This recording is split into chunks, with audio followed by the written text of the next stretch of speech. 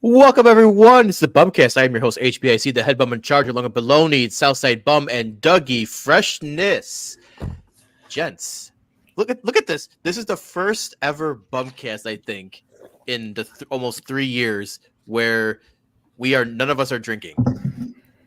It only took 167 episodes and an ice storm for us to not drink. Dougie and I are going to be working after this. Jason's doing dry January. And I think Johnny's might be still hungover from all those Jaeger bombs. You were turning the clock back, huh? Shout out Artie Gumbo.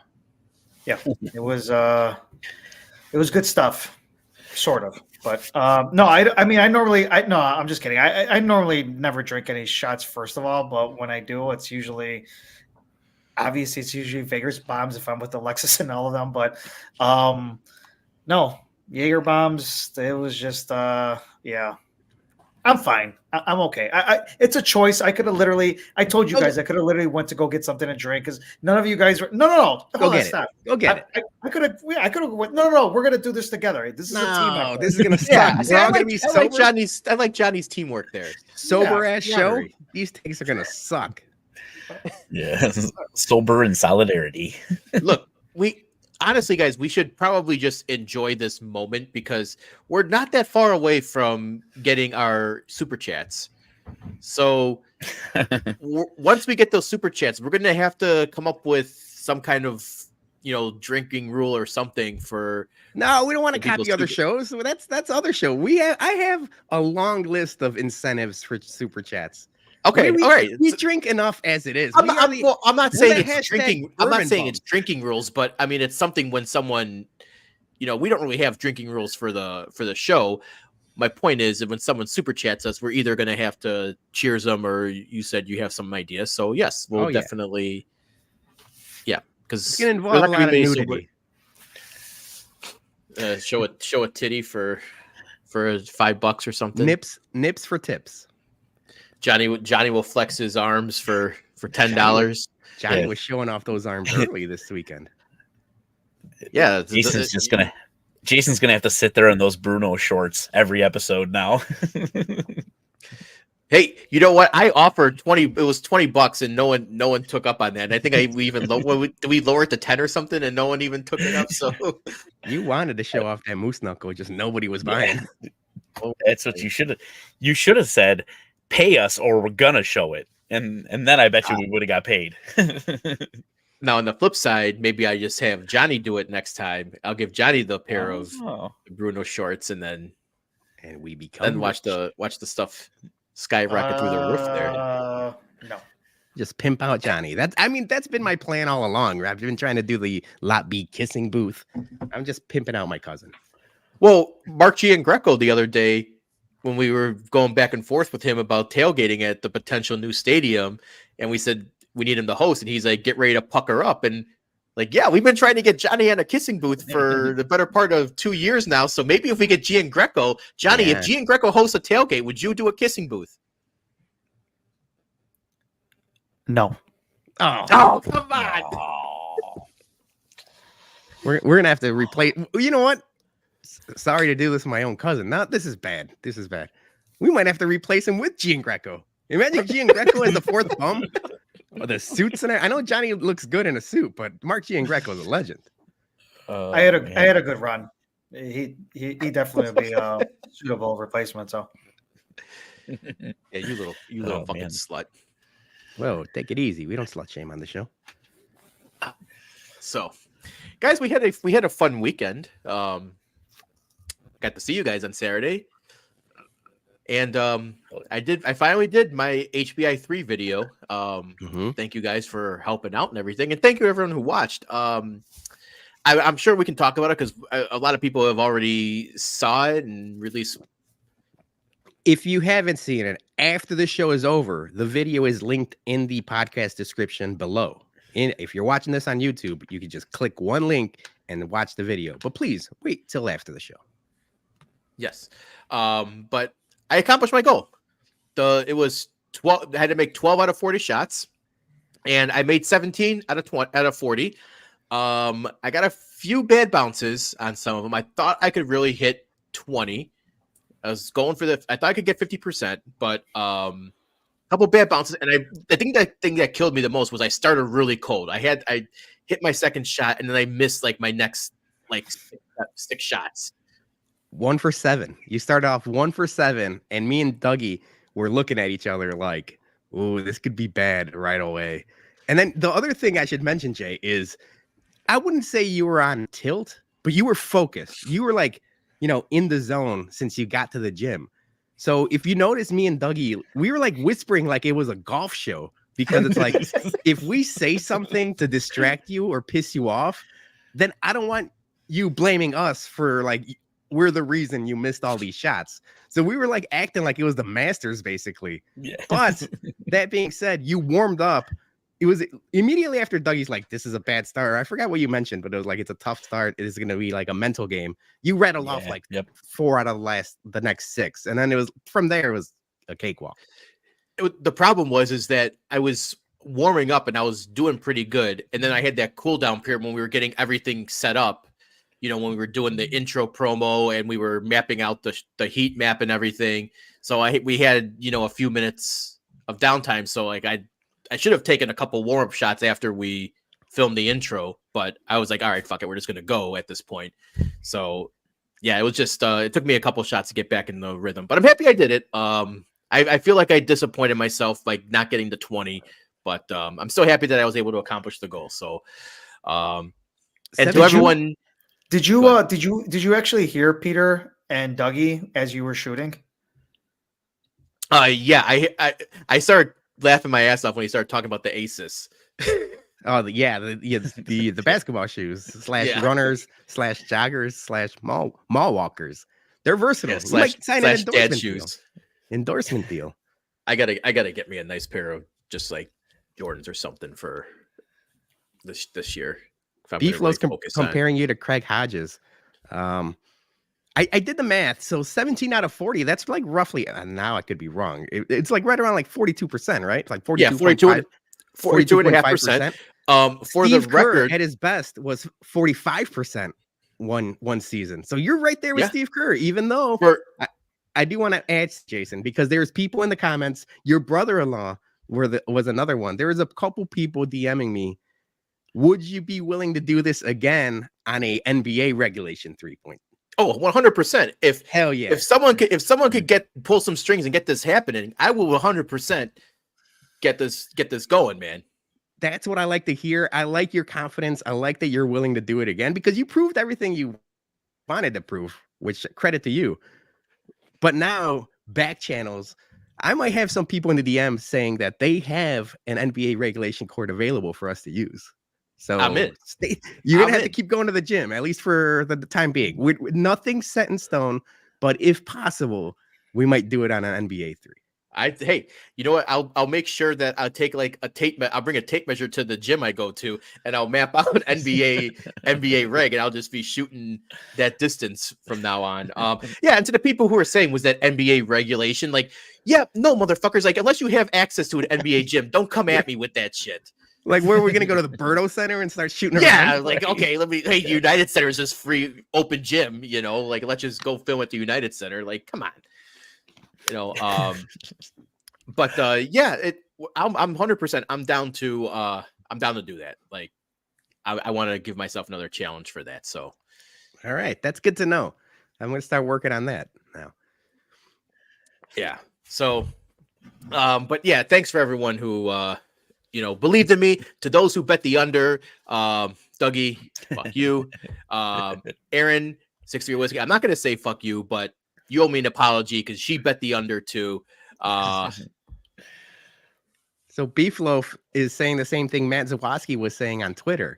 Now, your 3-point form, while effective during that contest, I don't know how it would translate to the regular game. You'd get a lot of blocked shots, I think.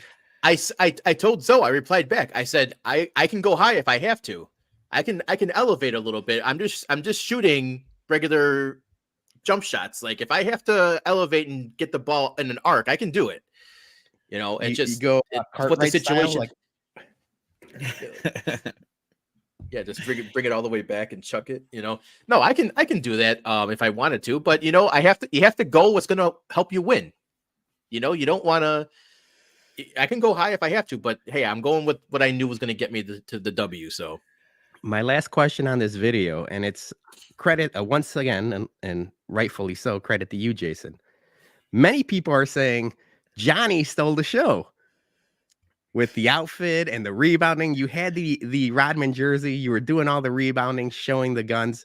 My Sock Summer was asking, was that a kid's jersey? Because I don't remember you having that jersey since 5th grade. Was that like a grade school jersey? So everything was all like, I wanted to be funny about this whole thing. So, you know, I actually, I did pull out that jersey. It's something I actually had from high school or something like that. I can't remember when, and that shift still fit. I was actually surprised.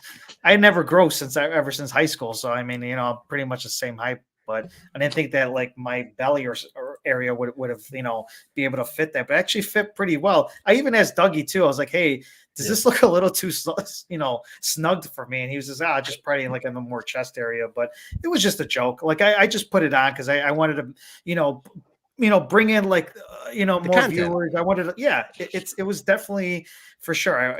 And yeah, he was also talking about my shoes as well too. I wear Vans, buddy. I don't wear nothing else but Vans. Like, I don't know what other like Payless shoe store that he was talking about, but it was all fun, man. I had obviously we all had a good time. The only thing though was like that video that you showed when I was shooting.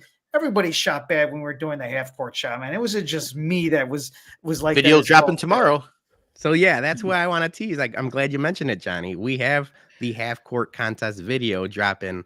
I'll probably post it everywhere. I'm going to post it on Twitter and YouTube and the Instagram Reels and TikTok. It's only a minute long and it's condensed in vertical form. So we're going to pop that. It's a half court contest. It was fun. Yeah, I will say one thing though. Basketball is not my game. It never was. I mean, I'm terrible at it. I will say though, and Dougie can attest to this, I was actually shooting really well before we shot anything. I kept on hitting. Yeah. I kept on hitting my shots. I was doing really well. So that's not recorded at all, other than my witness of Dougie and my cousin Joel, who was there as well too. But yeah, I mean, it was all fun and games. You know, I thought that was the whole point of me just doing it. Is just I wanted to, clickbait and type of stuff. And obviously it worked. Missy did that video as well too. That was going to be. Everybody else was in it as well too, and I love everybody. Everybody was involved with it. I mean, that's what you're supposed to do. You're supposed to get engagement. So obviously it worked. You know what I'm saying? Like, it actually did what it's shot. And then Shane Riordan just fucking bodied you for fucking leg day. He was going I never talked to that guy before ever in my life, and for him to come and shoot at me like that, come on, man. But you know what? I'm. It's all fun and games, man. Like I enjoyed myself during the whole time. So, like I said, it was a good time with everybody. Obviously, Jason, you did really well. You shut everybody out who thought that you couldn't do it. So kudos to you, man. Yeah, I do want to Thank mention you, thank Missy's you. video, because Missy's video, I swear to God, I must have watched it 100 times, and I wanted to clip it, but it's got music, and I didn't want to get the YouTube flag. But if you guys go to her Twitter, she cut up a video of you playing basketball that had me rolling. Yeah, that was actually a really good video. But so the contest is over. Maybe we'll do a part 2 if we can get some strings going.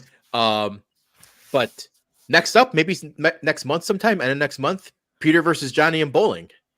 Yeah, we have that challenge. I put it out there, and Johnny was quick to accept the challenge. I think we're gonna do a little bowl off. Yes. Hell Yeah. That's more my game.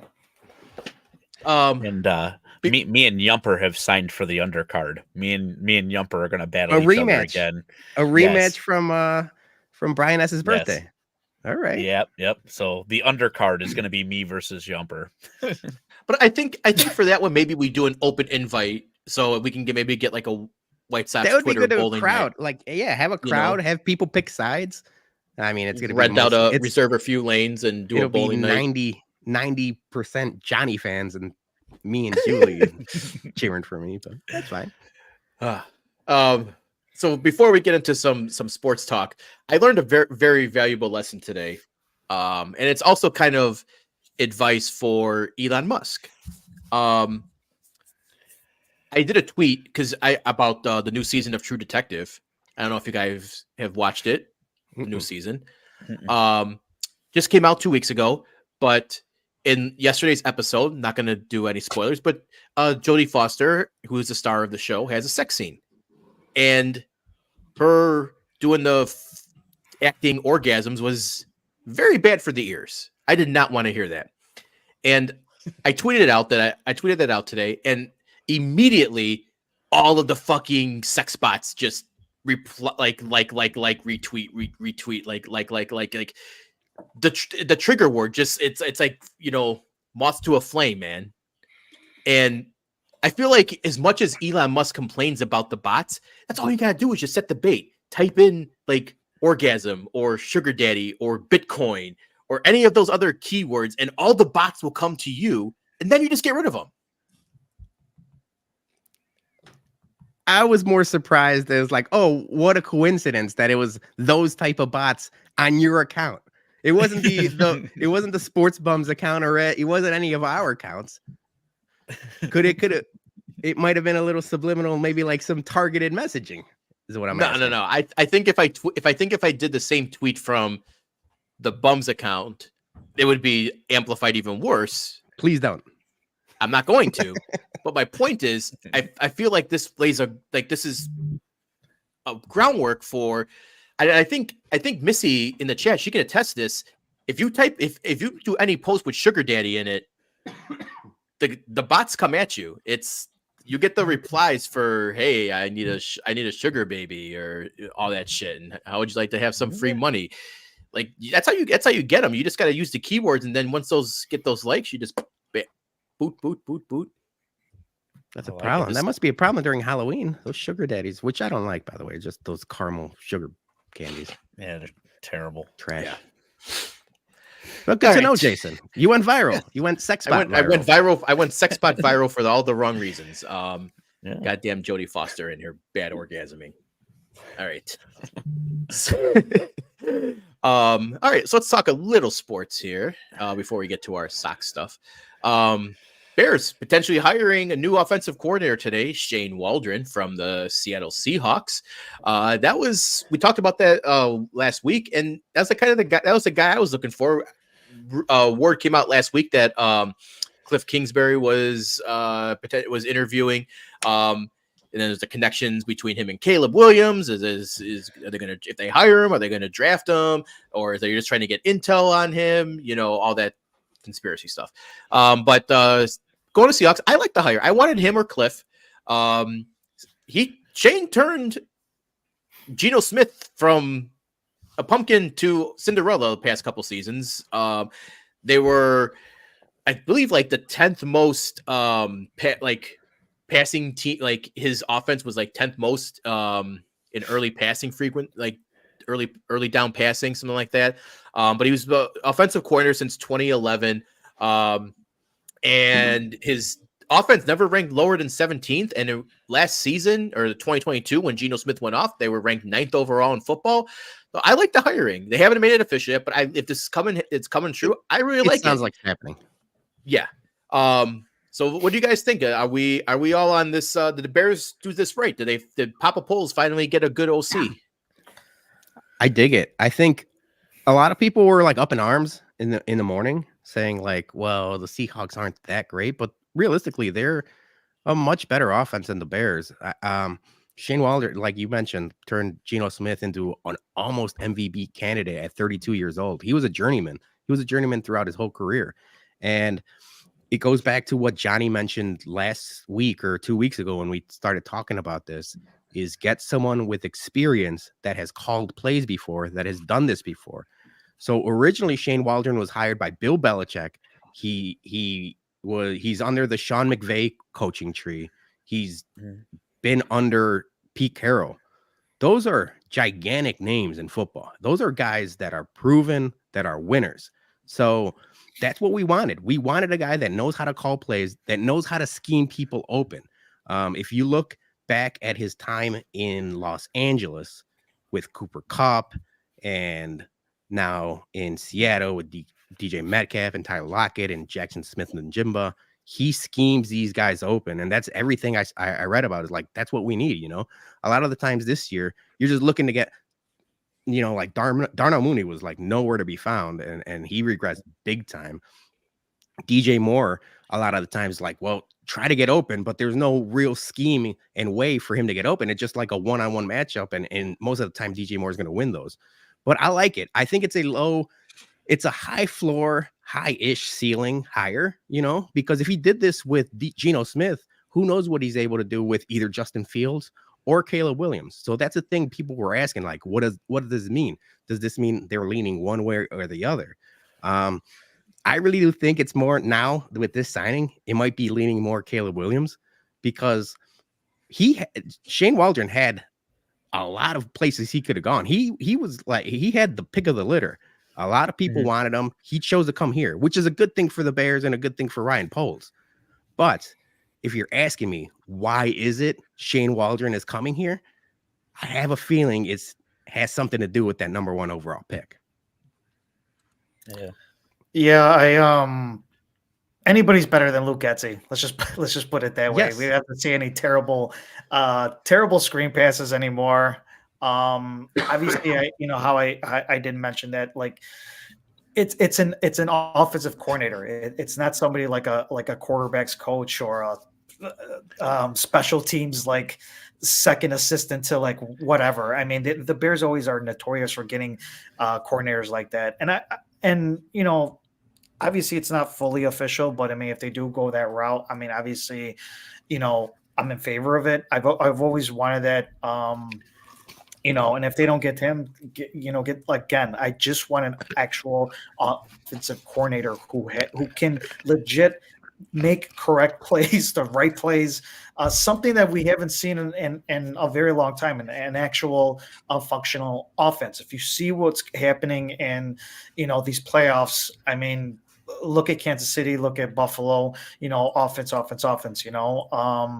That's what I want. I mean, the defense will be there. I think we have we'll have the defense, locked in. We'll get players, but I just want an offensive coordinator who can actually run plays well and utilize the players that they have and use their talents. I mean, like how you said, Darnell Mooney, they weren't using him that much. It's just a lot of things that was just going wrong over the past couple of years. And like I said, I mean, if this goes through, then yeah, I'm absolutely happy about it. Yeah, I think the big thing that I loved about the whole thing is like I was saying last week, I wanted somebody that I'd be comfortable if Eberflus does fall on his face again and we go ahead and fire him midseason, that we have somebody that I'm confident in to be a good head coach. And I do believe that he could be a good head coach. So I do like the hire. I totally agree with you, Bologna. I believe that they are going Caleb Williams now. As we were discussing on Saturday a little bit before the shoot around, I think the offensive coordinator was going to be a big tell on which way that they were going to go, and I think some of the cards were shown today. So, if they hire him, I hope just to fuck with everyone, his first play is a screen pass. Well, I'm glad you mentioned that, Jay. I had this chart up just for you. I'll go back to this one. But this is how often NFL offenses run screens and their success rate while doing so. And if you look here, Shane Waldron doesn't call many screens, but when he does, they're very successful in what they do. And if you look at the Bears way down in the bottom right, they call a lot of screens and they're not very successful doing them. So I know that was a sticking point for you and many Bears fans. You know, Luke Getsy, 3 screens in a row to start the season, and then 3 screens in a row multiple times throughout the season. I really think you're going to see a lot less of that, which is a good thing. So I'm all in on, I mean, obviously, like, look at all these teams, all the successful teams, San Francisco, Kansas City, Miami, even the Lions are up there, you know. So the screen pass is a viable weapon. You know, it gets people off balance, but it's a time and a place kind of thing. And the Bears just weren't effective in both time and place and usage. And then this is the passing and rushing efficiency from 2022 to 2023. You see the Bears left-hand quadrant over here. And then look at all these really, really good teams in the right quadrant. You know, whether it's, you know, the Ravens, the Eagles, San Francisco, the Bills, the Chiefs, all teams that are in the playoffs. The Seahawks were right there with them. And the Bengals are there too. You know, obviously Joe Burrow, when he's healthy, that offense is firing at all cylinders. But I like that the Seahawks were right there. Jason, you mentioned them, top 10 in passer rating. They're also top 3 in explosive passers, in explosive passing. And that goes to like DJ Metcalf and Tyler Lockett and Jackson Smith and Jigba. Yeah. So I think DJ Moore, while I just mentioned that like maybe Caleb Williams is the reason he's coming here, it could also be Marvin Harrison Jr. Because if you have, you know, DJ Moore and Marvin Harrison Jr., he likes his explosive big receivers. Like with the Rams, he had Woods, Kupp, and Cooks. And now with the Seahawks, he's got the 3 that he mentions. So it's not out of the realm of possibility that they trade down, keep Fields, and just keep garnering weapons because he likes the big explosive receivers. And obviously Marvin Harrison Jr. is generational. So that's still not out of the realm of possibility. Yeah. I had 2 points I want to make about this, and then you guys can wrap up the talk here. I'm happy that I feel like this is more polls than it is Eberflus hiring the offensive coordinator, because I don't want Eberflus anywhere near picking his next offensive coordinator, because Getsy was a disaster. So I don't trust him doing that. Stick with the defense. You interview all the defensive coordinators you want. You tell polls who you want to bring in, and you want to be able to interview. Fine. Like, you've done a good job with the defense. Stay away from the offense. Let Poles do his thing. But with Shane coming on board, it's going to be really interesting to see who he brings in, particularly at wide receivers for his wide receivers coach. Because besides DJ Moore, Mooney regressed past couple of years. Scott he had a couple flashes, but I mean, and then Velus Jones, no fucking progression at all. He needs to be fucking cut. I don't know what their wide receiver coach was doing for the past couple of years with Getsy, but obviously that guy ain't it either. So whoever Shane Waldron brings in for his wide receiver coach is someone I'm going to be very interested in. I hope it's from someone that's from one of those teams we saw in those upper quadrants. It's not just the coaching though. There's a lack of talent in the wide receiver room. I think the defense is close. It's really, really close. A couple pieces missing. We talk about the offensive line all the time, but they really do need to revamp that receiver room.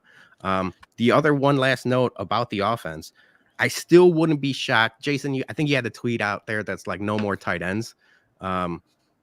He really does like stacking 2-3 tight ends at a time. So I wouldn't be shocked if they draft a tight end, you know, mid-round or even late round. But No. think they're not- I think said they're that not because done. I was replying to that tweet where someone had a mock draft of them taking at 8 or 9. And I'm Right, like, yeah. no, don't take a tight end Yeah, with your not top no.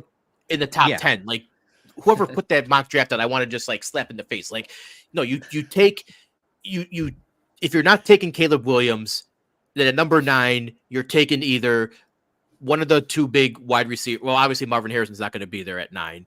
So you're taking probably the guy from is that LSU? It's Washington. There's two.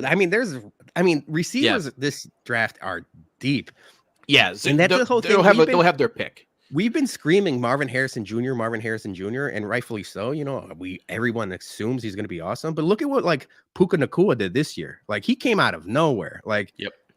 Like receivers come out of nowhere as long as you draft correctly and like you mentioned, develop and coach them right. Like it doesn't have to be a top 10 receiver. Yeah, and you got some good free agents too. You got T. Higgins is going to be, Mike Evans is going to be a free agent. If they don't get franchised or anything like that, that's always a possibility. But you got some decent name wide receivers on the free agent market too. If you miss out on a good one in the top 10, so I like the hire. Yeah, I do too. Hell yeah! All right, let's do a quick promo for our watch party, guys. We are 5 days away. Country Club this Saturday, 9 p.m. Hawks versus Flames. It's our good old drinking shenanigans. So I got something I can announce. Here, I'm going to pull it up real quick. I got one announcement that I can't reveal because Country Club told me to keep it hush hush. Legal reasons. Yeah. But we do have some Captain Morgan Hawks merch that we're going to be doing as a giveaway as well. Apparently they got there's a ton of this merch. It's looks like a t-shirt, a hat, and I want to say it's a headband.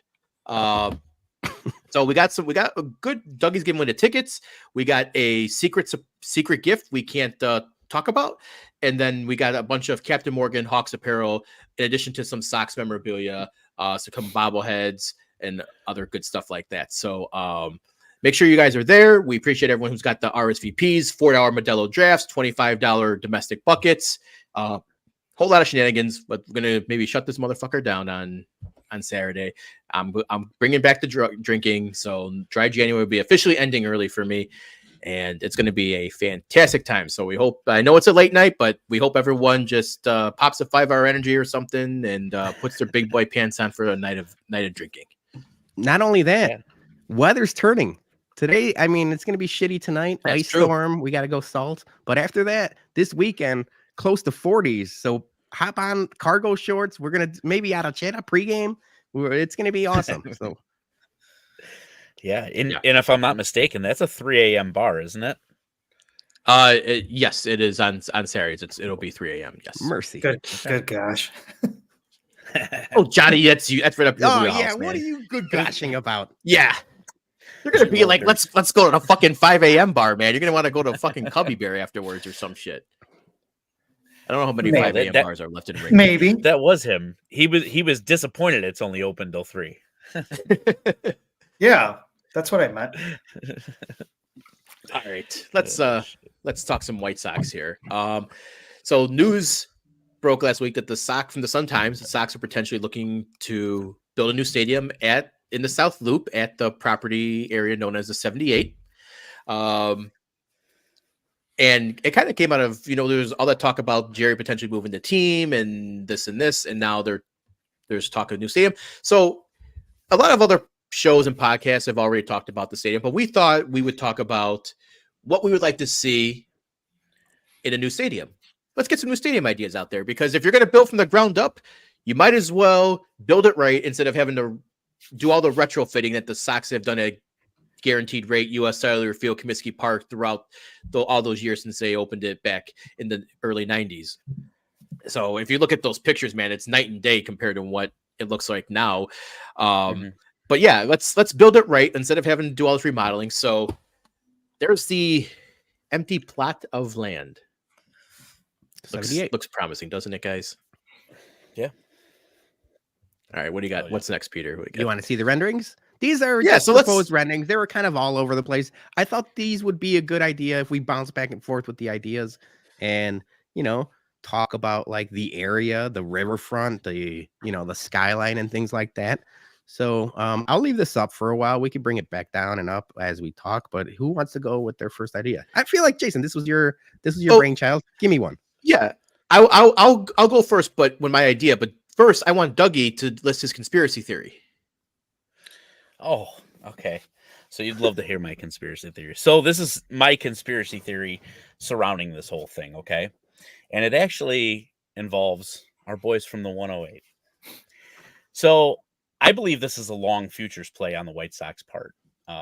So I think what they're going to do, and they've already started the ball rolling on this whole thing, I think they're going to slowly start integrating the 108 guys. And they did it in the commercial and everything like that. And there's going to be like a whole, like, just slowly kind of getting them in there, because I think that they realize that they've missed the ball on building a community, and they've absolutely destroyed like their reputation with the fans and everything like that. So I think at this point, they can't go ahead and try and build something like the From the 108 guys have already. So what they're going to do is they're going to piggyback off of this thing, and they're going to leech off of them. So you're going to see in the coming years, before the new stadium is built, Sox Fest come back, Podcast Corner, those guys will be there, and you'll see them start really building up that brand. Okay. I mean, it's already kind of starting to trickle in photos on Twitter and stuff like that. There was a lunch date that happened with Brooks Boyer. So, but Interesting. this Tinfoil is Dougie. I yes, like this. yes. So this is where my brain is really coming from, because the White Sox don't lose, right? So what they're doing is they're seeing what these guys are building, this whole elitist thing. Okay. So what they're going to do eventually is they know that the 19 full season White Sox season ticket holders that they have left, they're all sitting in the 108. Okay. So what they're going to end up doing come 2030, they are going to backstab the 108 off the brand that they've built. Okay. I don't like And what this. they're going to do is they are going to make the 108 section the most expensive fucking tickets in the ballpark, right behind home plate. Okay. And now the brand is built. And what do? Do you like just not sit there? No, they're going to be like, hey, everybody come down to the 108, sit in the 108. It's our most expensive seats. Jerry doesn't lose, baby. Jerry doesn't lose. Damn. That's a lot to take in. That is. You know what? You also like kept it secret from us. You're like, I have something to talk about. Can you just upload this photo? Yeah. This is shocking, Well, but also I kind of dig it. It might be true. I would not put it past Jerry to Corporate go from those Beef Loaf already $30 has seat tickets. The corporate moniker. Yes. Yeah, That's what I'm saying. They Oh, you know, not that those boys didn't build a fucking awesome brand already, Wagon. but it just elevates, and then next thing you know, it becomes integrated into the White Sox brand itself, and then boom. I saw people on Twitter saying from the 78. It all makes sense. yeah. Those $30 a game seats are going to go up to $300 a game seats now, and Yep. yeah, it's going to. I don't like it. Damn, Dougie, I like this. I need you to dig deeper. I need you to, get the tea leaves going. Get the Right. the got a ears lot on Okay, of wait. time. I'm gonna piggyback this. I'm gonna piggyback off your Yeah. conspiracy theory. So from Beast's comment, there what was discussed at lunch. What if they're all in cahoots and Dougie's conspiracy comes true, but on the flip side, Brooks is giving the 108 guys a little backdoor deal, and they're getting all of their behind the home plate seats at the same rate they're paying now. That would make sense. You scratch our back, I scratch yours. I mean, so they they're get not- from the 108, they get all their behind the seat home plate seats for cheap, and all of us peasants have to pony up if we want to sit with them now. tough. I think now this is turning into probably like this is gonna be like the Red Wedding, man, in Game of Thrones. We're just all gonna get massacred come new stadium. You know what's even fun? We better start saving money. Yeah, you know what's even funny about all this is that we're not even drinking at all. All this This is trying to flow out of like. Oh yeah, no, I was at work more often. I was at work and this popped into my brain and I don't know what happened. It just kept fucking spinning and spinning and spinning and spinning. And I'm like, elitist. The new stadium is, instead of the scout seats, it's going to have the elitist seats. Exactly. Luke said that this was just an artist rendering. I know we didn't say these were official renderings. It was just they were floating around all over. It's not even like just confirmed or anything. Like they haven't even signed anything. Like this is probably just like AI generated ballpark shit. That I also had in my notes. Like, no way Jerry pulls the trigger on this. This is just him trying to stir the pot so that he could get a cheaper deal at 35th and Shields. So, I mean, we don't know. Yeah. We don't know any of this, but this was like the hottest of hot stove topics. You drop this news with the Sun Times, and all of a sudden we forget about the no-name signings and the lack of big name signings throughout the whole off season. And now everyone's talking about the Chicago River and the skyline and things like that. It's classic Jerry. It's almost like the smoke and mirrors, man. Smoke and mirror, like shit. Pay attention. Look that way and then go this way with like the cartoon characters and stuff like that. We fell for it, but now we're talking about it because it's fun. Let us have a little bit of hope and let us have a little bit of excitement because that's all we can ask for. Yeah. So let's break down some of our new stadium wants, our new stadium ideas.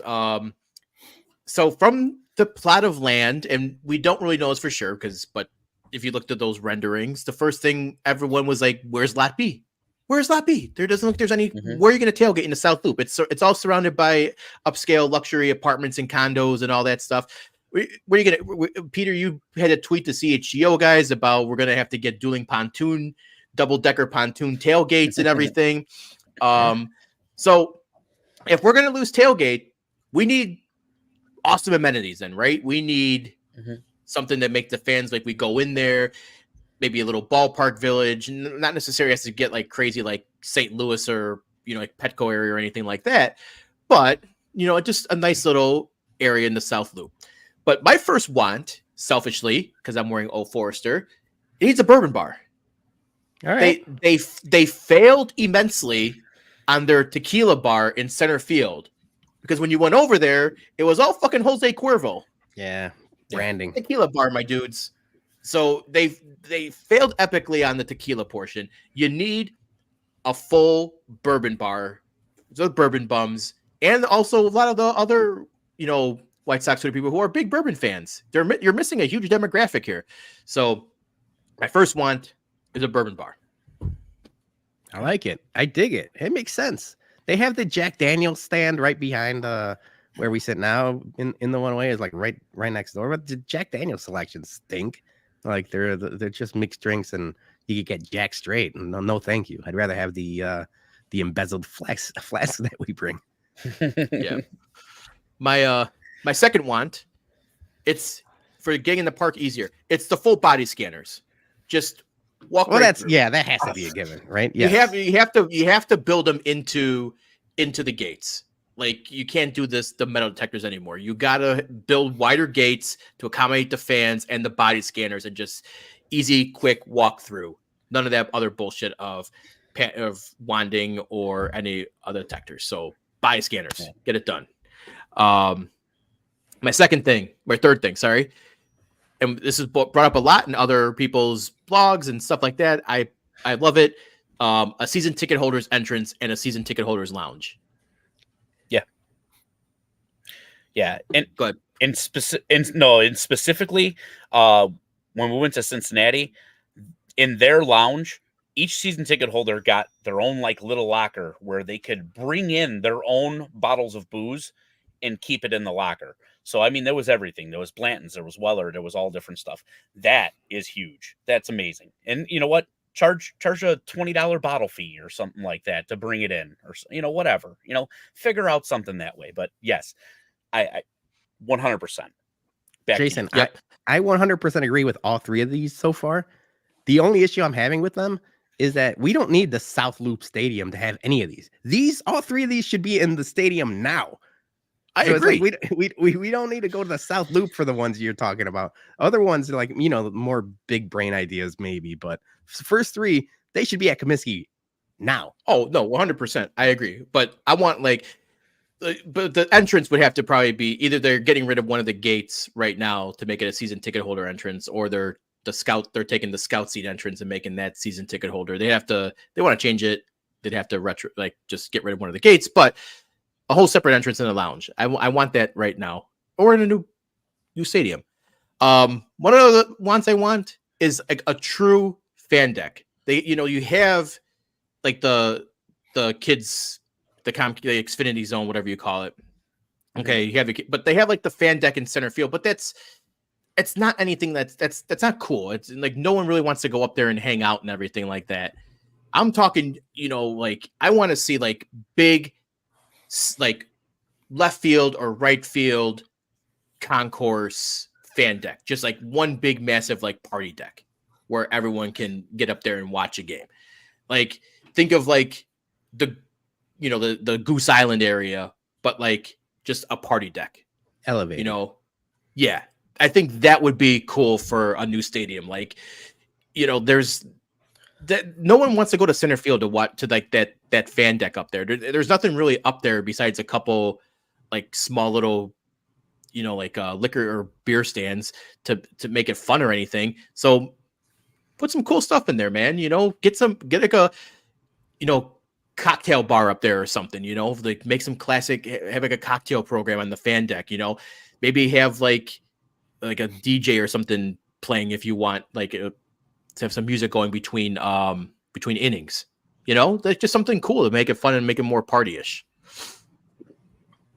And then I have one more, and it's basically, I would like to see the upper deck. Not that I sit there anymore. Upper deck needs to be moved down a little bit. What do you mean? It's closer to the old Comiskey, how close upper deck was. If this new stadium's happening, make it feel more intimate, even if it's not 40,000 people. Make it 35,000, but make it more intimate. Like have it not on top of each other, but with like lower views. I agree with you with that. Yeah. So those are my wants. What do you got? Who wants to go next? I mean, I have one quick one, and I agree with you. I do like most of the stuff that you were saying, but the architecture of the way that I really wanted the park to be in the beginning. This was actually a blunder that Jerry did the very first time, because I don't know if you guys know, was that the way that the new Comiskey Park was supposed to be what Camden Yards is now. That was supposed to be the original concept of new Comiskey Park, but Jerry was like, no, I want something a little bit more different. And obviously they completely fucked that up and doing all those different renovations over the years. Granted, they did a good job making it a lot better than what it used to be. But one of my big asks is that if they end up, doing this whole like new stadium or whatnot that goes through, is making it like the old Comiskey Park. Like you don't have to be like having like, and NWI Steve put it out there as well too. You don't have to have like 5 different decks or whatever, or how they have it on these new particular stadiums. Make it, Jason, you're absolutely right. Make it closer to that fan experience. You don't have to have it as high as you want it to be, and you could make that old Comiskey Park type of feeling, make it modernized as well too. Exactly how you were saying is you could do those amenities of creating a whole party deck outside and either right, left field, or anywhere in that concourse. But I just feel like just that old classic. The way that they were supposed to have it in the beginning, you fucked it up the first time. Don't fuck it up this time. Like everybody was, and all probably from those renderings and all that. Obviously, it was a fake one, but I just feel like if you kind of go back to your roots, you're kind of make it a little bit old school with the twist. Put in something that's gonna make the fan experience enjoyable. So yeah, that's like my only thing I have. I didn't have anything else. I kind of agree with everything that Jason said, but I just want a little bit more of a retro feel of that old Comiskey Park look. I like it. Very Dougie, cool. what do you got? All right, so I broke mine down into different categories. So the first thing that I'm going to start off is with food. Food, I mean, is really good there. But I want to see them dive more into like the local scene to where when people come from out of town, they're getting the true Chicago, whatever. So I want to see a Rick Benny's inside. Yeah. Because you know what? I'm tired of waiting in lines after the game. Let me have that bitch at the game. Okay. Pizza place. You got to shack up with a good fucking Chicago pizza place. Vito and Nick's. Shack up with them. I want to see them do better at street tacos because the street taco stand by my section is fucking terrible. It's a disgrace. They need to get some authentic street tacos. And what I wanted to see them do is commit to the stuff that is really popular, like the elotes and the Cuban sandwich. Make those bigger stands because they always have the lines. They always run out and they're always just kind of like all over the place and you never know where they're going to be. So I want to see them commit to that. I also dug what Milwaukee was doing for a bunch of years. They had a what they called a Food Network stand, and what it was whatever the visiting team coming in, that's what the rotating food was for that week. So if Texas was coming in, it's Texas style barbecue that week for the homestand. They are more than creative enough there. They can handle rotating food. I'm sure that they can. I'd like to see them do that. My next category was for season ticket holders. We touched on the entrance and everything like that. The other thing was giving the season ticket holders early access to the park, okay, before everybody else. Season ticket holders were given one batting practice from the Sox this year. That's a fucking crime. Some other places you can go see batting practice for both teams every fucking game. So if you want to do something nice and do something special, make it to where season ticket holders only can go see it every fucking day. Okay. So that's that. As far as the field goes, I'm all in for a retractable dome. I want too many bathrooms. I want so many bathrooms that, yeah, too many bathrooms. That's what I want. Because if you go to some of these other ballparks, you don't really have to wait in any lines to go take a piss. You're just in, you're out, and you're done. Okay. Also on the field, a good team. That would be great. The surrounding ballpark, I want to see open container. Cincinnati has done it. They call it the Dora, and it's like a X amount of block radius. It's open container around the ballpark, which means there is no last call. You can take your beer out of the stadium with you, just as long as it's in the approved Dora cup. Okay. So I want to see them do that. I'd love to see them in the area of that ballpark, find themselves a good established craft brewery and plop that there and just really just integrate a fun time in and out of the ballpark. Last thing I'm going to touch on is the kids zone. I know Jason's not a big fan, but I will say that the things that are up there now are making the kids too fucking soft. Okay. I'm watching Tim Anderson getting blown away by fucking little kids every time on that running thing. You know what? No, I want Tim Anderson to run Tim Anderson speed. I don't want these kids thinking. These kids don't need to think that they're faster than Tim Anderson. That's bullshit. Like I had to deal with that all season with my daughter. She's like, hey, how many of the other White Sox players do you think I'm faster than? I'm like, sorry, hon, none of them. I'm like, that thing's a sham up there. It's not real. The other thing that I'd love to see in the kids zone that'll toughen kids up a little bit, hit by the pitch simulator. I'd like to see a little hit by the pitch simulator. Are you fucking Happy Gilmore over here? What are you doing? No, you put them in a decent helmet. A couple body shots will go a long way building character. I truly believe that. So that's the end of my ball. Can I volunteer to pitch for that? All right, hold on. I like this. Now we're talking about content. We're doing the bowling thing. We're going to become Jackass. We're going to the batting cages at Haunted Trails. I want you to eat one in the batting cages, Dougie. If you're so I'll tough. eat one. All right, do it. we're gonna film that. We're gonna Yeah. go viral.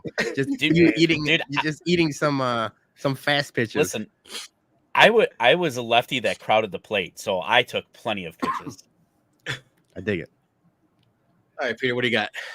All right, so yeah, I'm kind of pissed at Dougie because one of my ideas was the same thing you had. Chicago has a fantastic, world-class culinary scene. So I thought for the concourse of the park, you're in the South Loop, have a bunch of stands, crisp, have Rick Bayless, have a Soko there. You could have Big Star's already at United Center, Big Star, just to have a bunch of restaurants, have mini restaurants in the outfield concourse, or even if it's somewhere underneath or above the stadium or something like that. But you got to take advantage of the food. The food at Comiskey already is fantastic, top notch, probably one of the better food offerings in all of Major League Baseball. You got to dive into that. Just make it not Michelin star, but high tier. So that was my first one. We're all familiar with the area that it's the proposed area, on Roosevelt and stuff like that. You're going to have to add more Metro stops and CTA stops and things like that, because it's going to be paying a dick to get in and out of there. I've got a Metro stop right by me, but I never use it to go to the park now because it's a pain in the ass and I have to loop around. And it's by the time I do that, I might as well just drive. But if I were to be able to take a train to the game, that'd be awesome. I would take more trains to the game. So you got to add that. If you see this slide here, Dougie, you talked about the open container and things like that. There's obviously not going to be lots. You're not going to have parking lots. You're going to have parking structures. So we go to Pittsburgh every so often for a game. They have parking garages next to the stadium, both the baseball and Heinz Field or Acrisure or whatever. If you are going to build the parking structures, for the love of God, have enough people attending it so that, whether it be traffic aides or police or stuff, so that you get in and out of there. Because when we go to Steelers game, even though it's a parking structure, you're in and out in 40 minutes, at most 30, 40 minutes. And it's awesome. But like you mentioned, open container all around the stadium. So we recently went to the Salt Shed. Northern Ireland's been there forever. If you're going to have all this open area and stuff like that, have concerts that are tied into the Sox game, maybe once a week, or even in the summertime, you go see a band and then you go see a baseball game, or vice versa. They do it with Vanilla Ice and all that shit nowadays. But if you're going to, take advantage of it, take advantage of it. Have a concert spot where you could have bands and people perform and, take advantage of the outdoor location. So I like that a lot. And then the last one, if you guys know the area, it's Roosevelt, all the way down to 18th Street. And you got the river on one side. And then the other street is Clark Street. You're going to have to rename Clark Street. That's you can't have the Sox play on Clark Street. We're going to have to rename, even if it's just for that strip, rename it something else. Southpaw Lane, do whatever you have to do. You're going to have to rename Clark Street. And then the last one, we talked about it, the river, pontoon, tailgating, boating, I got a pickup truck. We got to figure out a way to have a boat. We just boat and tailgate on the river. That is a must. I have two ideas. Number, I just thought of looking at these renderings. Maybe one, you have a little boat dock, so you can, if you have a nice little boat or something, you can pull it right up. Yeah. A bunch of restaurants on the Chicago River, you could pull in your boat and you go have a meal and stuff like that. So maybe Sox need a dock. That'd be really cool. Oh no, hell yeah! You get out of the game. You grab your boat. You go to the playpen. That's a fucking Sunday right there, my dudes. Another thing, you were talking about tailgating. Yeah, it's probably dead. What they should do is on the opposite of the river, you find a spot where you can build some giant parking lots where they allow tailgating. And then you build a bullet train that goes under the river, under the stadium. So when you tailgate, you hop on a train under the river, boom, you're up at the stadium. And you can still tailgate. Bullet train. High-speed bullet train to get you from under the river. Isn't that a Wesley Snipes movie or something? Yeah, he's thinking about Japan or something. I don't know. Bullet train, shuttle, whatever, anything that they have, at airport and stuff like that. But have a tailgating area opposite the river, and then just build like an underground train that takes you right under the stadium, and that way we get the best of both worlds. There you go. Oh yeah. See, Jerry's already thinking 10 steps ahead. Artie says he's moving to the South Loop if they do in fact do this shit.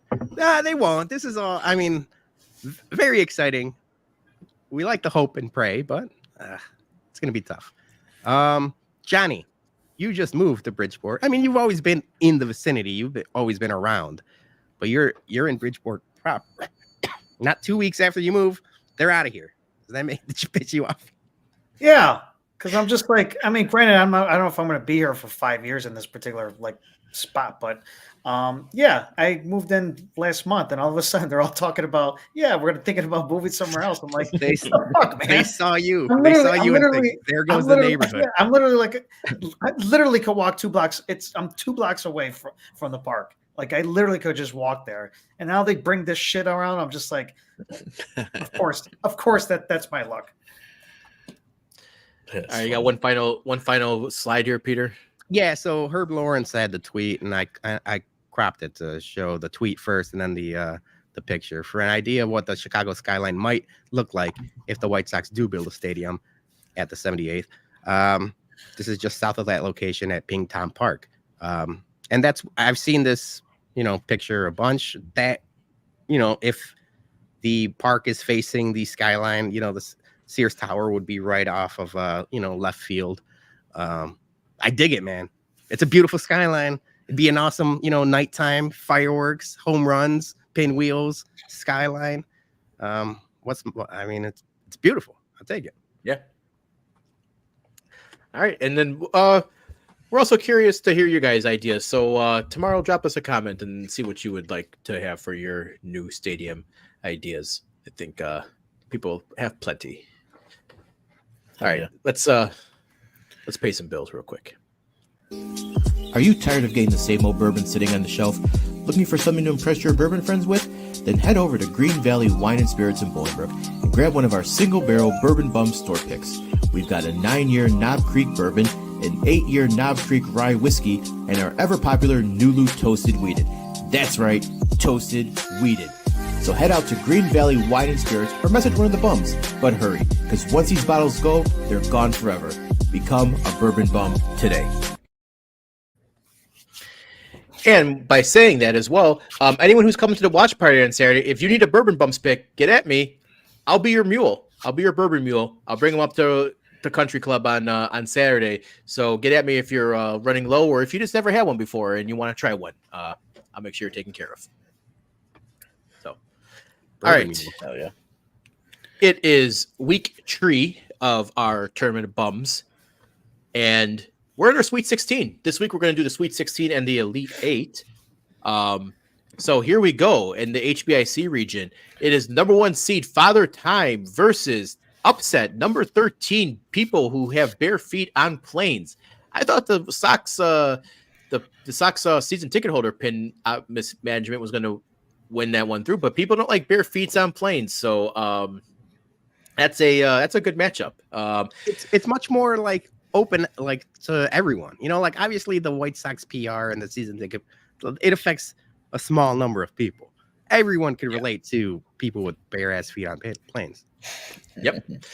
And the other matchup in my region, number 3 seed Skip Bayless versus number 2 seed Rick Hans Pettiness. That might be a close one. That's going to be a lot of people going back and forth on that one, because both of those guys are pieces of shit. So, all right.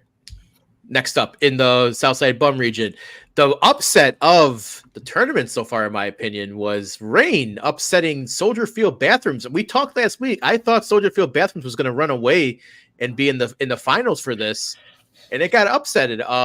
Shout out Missy and Zoe for politicking and getting the 9 seed upset for that. That was a shocking Thursday night. Yeah, they had a lot to do with it. I know they both, they all both suffered floods of their basements this year. So did I. So I was not a fan. But yeah, the Soldier Field Bathrooms, I thought, although maybe it was just us more because we go more often to the games, and obviously it only affects men. Flooding affects everyone. Yeah. And a number 3 seed Kurt Schilling versus number 2 seed Colin Cowherd. I think Colin's going to take that one. I think Both scumbags though. both scumbags. Yeah. All right, next up in the Bologna region, number 1 seed Packers fans moves on and going up against number 13 seed A-Rod's Bukaki pick. A-Rod upset Bruhan Luke last week, and I thought Bruhan Luke was going to put more effort into trying to move on to the tournament, and he sandbagged it. You chirped him. Why would he want to be bum of the year? That's the thing. Is like you don't want to win this tournament. Maybe Missy wanted to win the whole damn thing. She wanted us to put it in it so she could win the whole damn thing.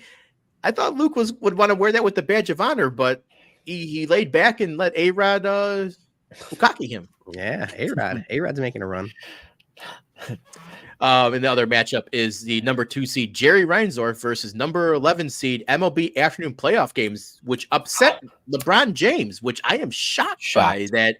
People hate afternoon playoff games more than LeBron James. That one was another shocking upset. This in your tournament, in your region. LeBron being on the West Coast now, and you know, at the twilight of his career, really slowed down his bullshit antics. If he was still in Cleveland, if we saw him more often, I think he'd be much more detestable. But he's slowing down. Yeah, and finally in the Dougie Fresh region. The chaos region. The chaos region, man. Number 9 seed, People Exiting Planes, upset White Sox game day odds, which we all thought was misseeded to begin with. We thought that should have been the number 1 seed, but that actually, we had to go to first ever overtime on that because that tied at 50-50. Yeah. So we had to do extra time, 1 hour flash poll, and that's still almost barely tied again. 2 votes. Yeah. So and that was the wild part was Missy was all behind the Sox game day ops, and man, like she was trying to rally the troops, and like I don't know, man, People Exiting Planes just like dominated. Yeah. Deadbeat Dads is still a favorite. Yeah, so they're up against Deadbeat Dads. So we'll see who hates if Deadbeat Dads can pull off the another easy win, because Deadbeat Dads has been winning pretty handedly so far. Yeah. Against because People Exiting Planes got pretty polarizing, so it's going to be an interesting matchup. And then the number 6 seed Mike Babcock up against number 7 seed Tipping for Pickup Orders. Yeah, I think that's another NBA and NBC got upset. 6 seed upset to 3, but this is another good matchup. The way you phrased it, and I don't know if it was Dougie or Jason, but in the polls, you've been phrasing Mike Babcock as parentheses locker room pervert. I think that has a lot to do with it. Like, and rightfully so. I mean, he was a shitbag, and that's what he got fired for. But the way you phrased it, I think, is going a long way. Yeah. So I mean, it beat a Twin Towers reference. I mean, like that. Pretty big. Yeah. That's a good comment right there. Yeah, I'll hold it up a little longer so people can read it. You know what I'm really hoping happens? I'm really hoping that Deadbeat Dads makes it out of my region, and then Jason, I hope Father Time goes out of yours. So it's Father Time versus Deadbeat Dads. It would be so perfect. That would be good. All right, so we're gonna launch a Sweet 16 starting tomorrow. We appreciate everyone who's voted, liked, and retweet the polls. So looking for more chaos this week. It's gonna be a fun. We're getting down to nitty gritty for our bum of the year. So thank you for everyone so far. And with that, let us get into our end of the show with bumming some people. I think he's a bum. I think he's an absolute bum. You call me a bum? My man, I take that with pride, with honor, that I'm a bum. I'm the king of the bums, baby. Because you're training like a damn bum, you know that? Bum. A bum. Bum. All right. Let's let Johnny go first this week because he's a pretty good. No? Listener suggestions. God damn it. I always. Shit. First one is from Chicago Beer Snob, St. Walker. It's not a bum or MVB, but I like that he was getting in the comments. It was his stadium want. He said, stadium want, much like Petco, all lower level seats when you sit in them face home plate. Very nice amenity. Must be nice, San Diego. Yeah, we'll take it. So shout out St. Walker. Yes. All right. First up, Spags, who is potentially in Twitter jail right now. MVB is the 49ers for beating them fudge Packers, and the Bills are my bums for losing to the Chiefs again. I guess that's hateful content. Maybe, But, yeah, I guess. I got a feel for Bills fans, man. I thought they were going to pull that off yesterday. You know, they did losing. I know how it feels to lose, not advance because of a kick. Bears fans know that feeling. We feel for your Bills fans. I really wanted them against the Ravens. I thought the Ravens and the Bills would have been an awesome AFC championship game, but we get Patrick Mahomes again for the 6th straight year. So he's the boogeyman. June and I have talked about this, and it's something she dealt with for more than a decade. But Tom Brady was the gatekeeper of the AFC for many years, and there's a reason Phillip Rivers and Peyton Manning and Ben Roethlisberger and all these great quarterbacks couldn't get past Tom Brady. And now the same thing is happening with Patrick Mahomes. 6 straight AFC championships. Like all they do is win in the playoffs. And it's going to be interesting because Lamar Jackson is, probably going to be the MVP of the season. But for some reason, I have a feeling Andy Reid and Patrick Mahomes are going to go into Baltimore and do it again. Yep. Yeah, feeling too. Yep. All right. Josh Tapper, MVB, both primetime NFL games. Yeah, those were fucking great games to watch. Couldn't ask for better football. This is the best weekend of football. Even though there's only 4 games, you get 2 on Saturday, 2 on Sunday. They're both banger teams because like the 1 seeds are playing, which they don't play the previous weekend, and the games didn't disappoint. Like the San Francisco 49ers versus Packers game was so much fun to watch because there was just a good amount. It was the right amount of both defense and offense, and same thing goes with the Bills and Chiefs. Like it came down to the wire. There's a lot of strategy involved. I loved it. I love every second of like this weekend of football. Yep. And his bum is Josh Allen haters. Dude is a machine and not the reason they lost. He is 100% not the reason they lost that one. There was some questionable play calling, Sean McDermott's part, and then obviously their kicker fucking shanked it. The fake punt, which didn't end up like hurting them because then Kansas City fumbled into the end zone. But the fact that they called that with Damar Hamlin, and I know, Kansas City only had 10 men on the field, and that was the right check down, or at least that's what they're saying, that it was a check down. I don't think you could fake punt in that situation, which is crazy. But that's why Andy Reid's Andy Reid, man. Like, for as much as we used to shit on him when he was with the Eagles for being Andy Reid, they figured it out. They figured out how to win in the playoffs. Yep. Mm-hmm. All right, next up, Brewhan Luke, bum 1, winter weather, enough for the cold. It is now warmer out, so going to get 40s, up to the 40s this week. So yes, no more winter weather. Bum 2, Ohio State court stormer. We'll get to that in a little bit. MVB, the one Lions fan who had season tickets for 66 years and got to see 2 home. I heard this and I was like, that guy looked like if he wasn't like 80 or 90 years old, I was like, what, did you buy tickets when you were season tickets when you were 14 years old, man? Like 12 years old? I don't know. 66 years. That guy has to either not look his age or he got tickets very young. He does look young for his age, right? If that's he's in his 80s, but he looks, spry for his age. Yeah. I saw that guy. I was like, no, that guy's like in his 60s. He's got a full head of hair. He's got a better hairline than almost all 4 of us. Yeah. Yeah. All right. Next up. No, I mean, I could say I actually, I got not season tickets, but partial seasons with the White Sox when I was 17. I was actually one of the people that actually got the right pin this year. I got a 20-year pin. So, good for believe you. It. Yeah. Yeah. Good for me. Fuck me. Well, maybe when you're my 13th, Dougie, you get more than 2 playoff wins. Were you at the Lurie home run game? Yeah. All right, that's one. We're hoping for another one in the next 40 years. That'd be nice. Damn. All right, next up, Drew Bogues, MVB, my wife for taking care of my son solo while I was out of town for the weekend. Yep, good thing, good for her. Bums of the week, everyone who complained about Taylor Swift on their TVs but didn't complain once about Jason Kelsey. Is it a double standard? Maybe.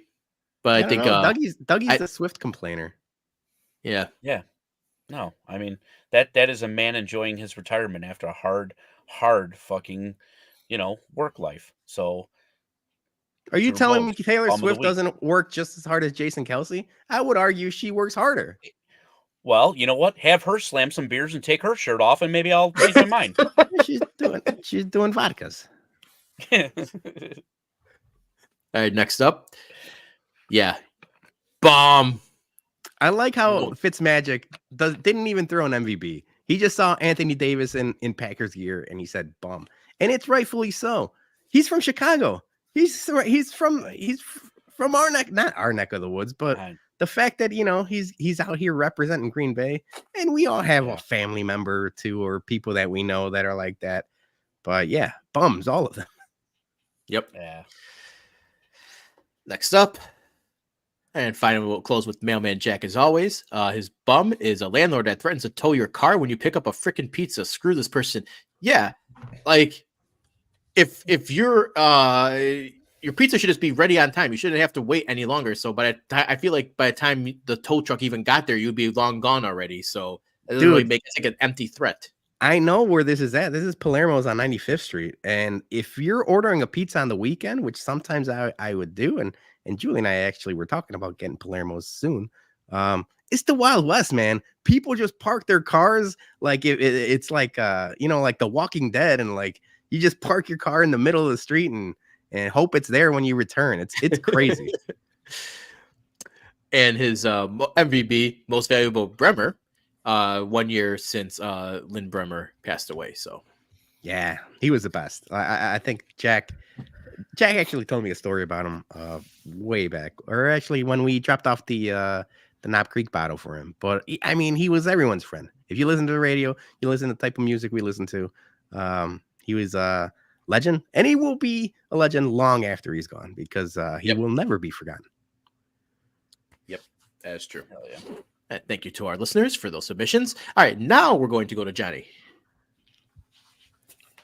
All right. I don't know which video packages You got tell for- me. You tell me where you want to go with it. All right, let's start with my MVP since we were kind of talking about it. I don't know who your MVP is. Is it the video or the tweet? Oh, it's Jason Kelsey. It's that. Oh, that yeah. video. Hell yeah. Okay. I got you. We got it. Exclusive. Oh, there's his brother. Says right on. That's Jason.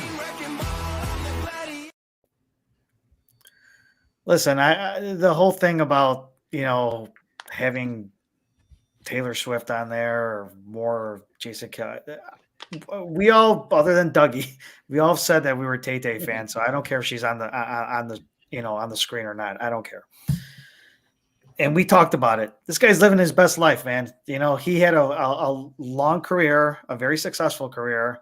Now he's doing podcasts with his brother as well too. I mean, he's doing everything. He was actually hanging out with the Bills fans as well too. He was taking shots. I mean, he was just the life of the party there. I mean, it was a good game overall, but I mean, him taking his shirt off and just having a good time and whatnot. I mean, he's just living his best life. Let him do what he wants to do. Like, he's just doing himself, and he's doing great right now. And like I said, he actually said, I don't know if he did officially retire, right? Did that? No, because he hasn't officially retired, but it's insinuated that it's going to happen.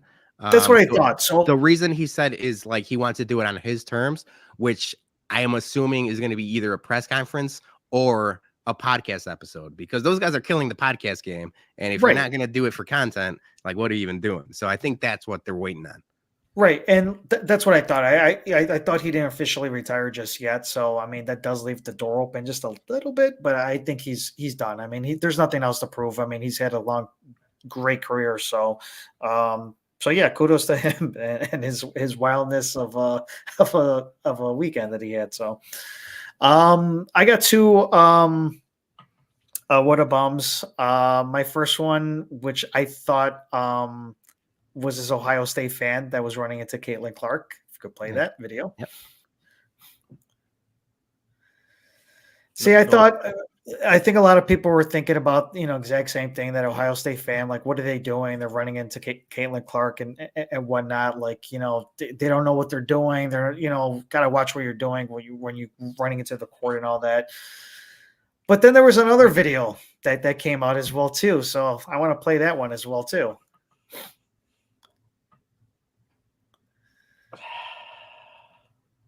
I mean,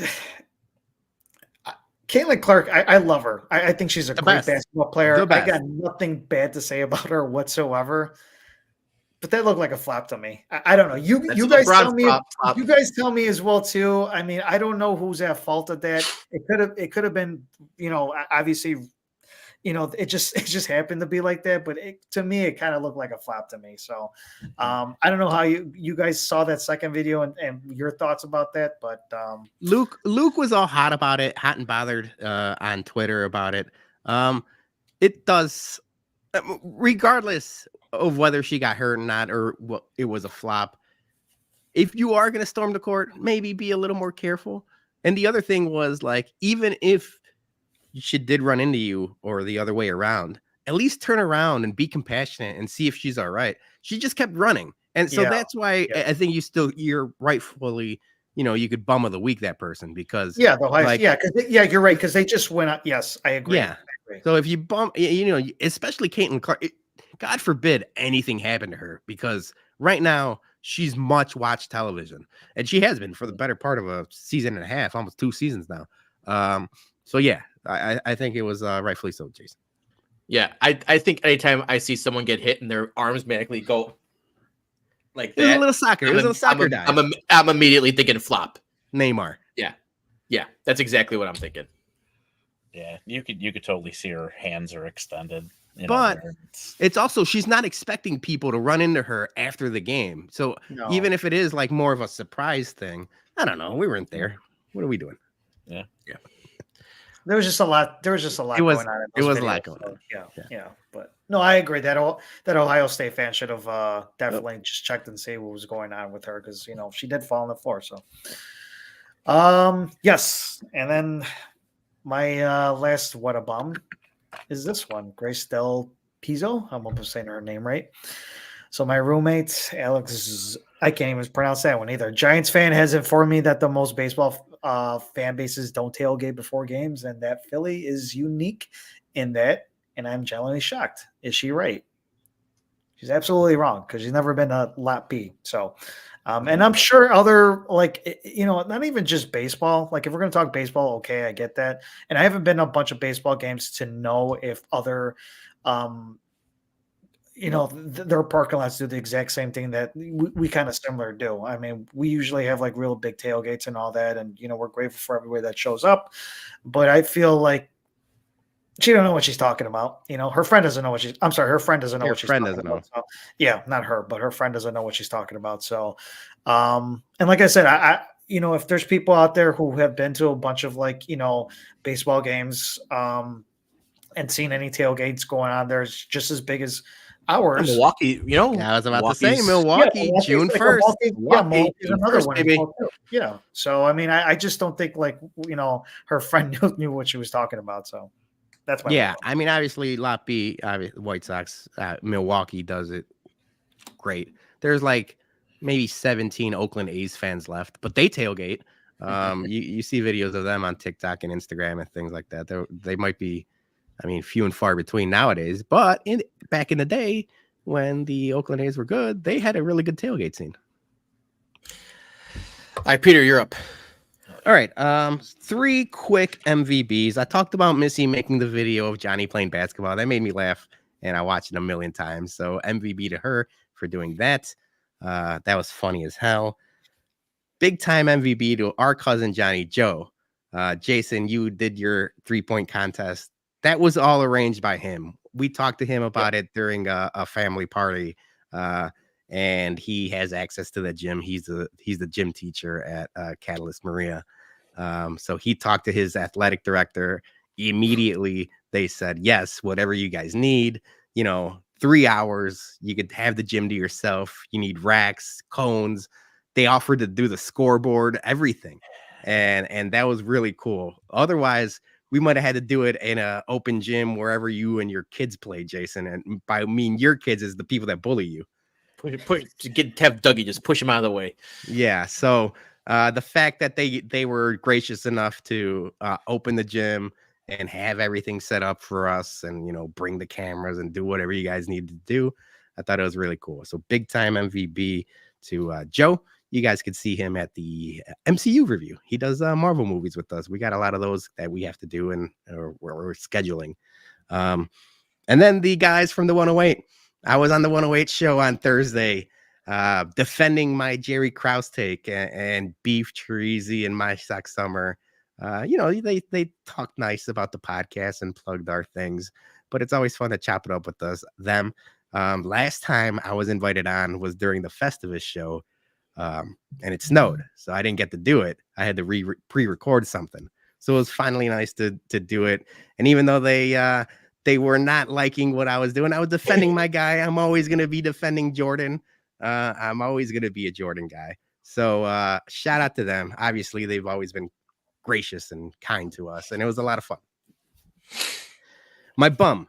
And it's something I talked about. It's been an ongoing thing. I might carry this on for the rest of the year because it's people telling people how to act during baseball or during sporting events. Yes, last week I talked about the boo police and people telling people how to boo. Yesterday, after the Bills lost in heartbreaking fashion, this poor chap went viral. Jackson, they're all heartbroken here in Buffalo. There are tears all over the. Now, I don't think I would ever cry. I'm a crier. I mean, commercials, now that I have kids, make me cry, movies and things like that. I don't think I would ever cry for a loss during a sporting event because I'd be more pissed off and stuff like that. But if one of my teams ever win a championship, I probably will cry. If the Sox ever win and we're at the game, I'll probably cry right in front of you guys. And same thing goes with my soccer teams and the Bears. I mean, our whole family will be in tears. But then this guy got like a bunch of hate on Twitter. I saw it everywhere saying like stuff about like be a man and this and that and stuff like that. And it's like, I will never tell another person how to be a fan. If you want to cry, if you want to be mad, obviously we talked about maybe don't throw batteries at Santa Claus and maybe don't boot dead people. But if you want to boot dead people. So my bums of the week are people telling other people how to fan. Good one. Yeah. All right. I'm going to go next. My bum and MVB are actually of the same story.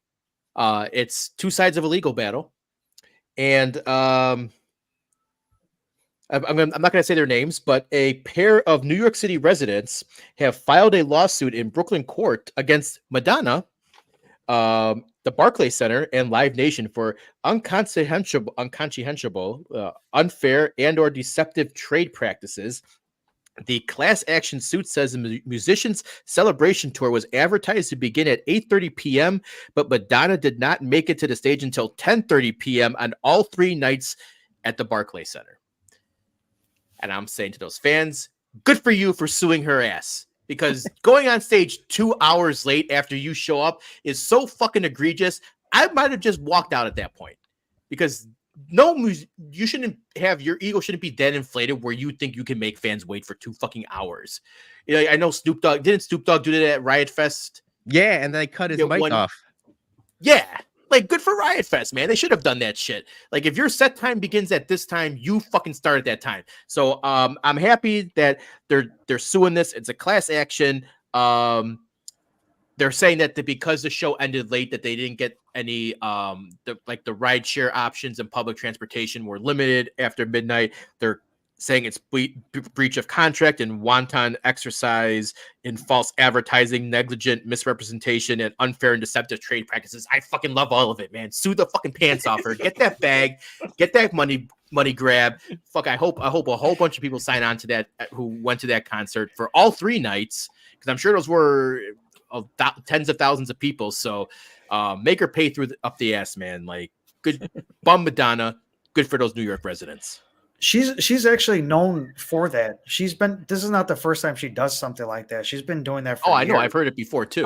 Same thing, like I know the whole thing with Axl Rose. Axl Rose is another one that was, would wait until 2 hours later until he's fully ready to go on stage. So yeah, I mean that's just an ongoing thing with her.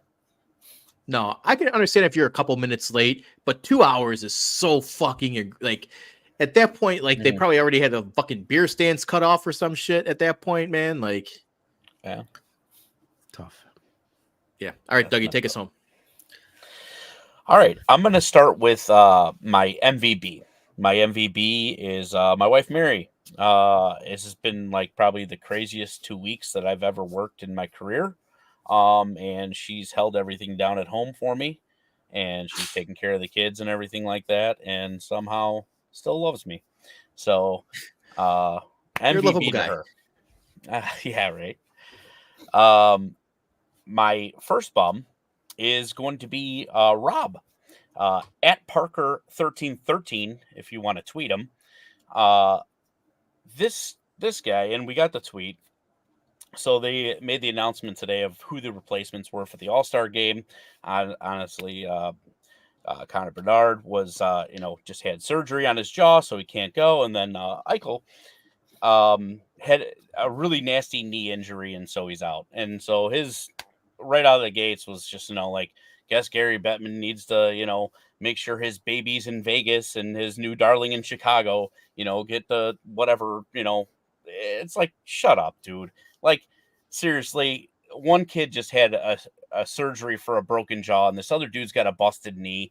It's just like, I hit him with the Billy Madison, the worst insult, like we were all dumber for having, listened to what you just said.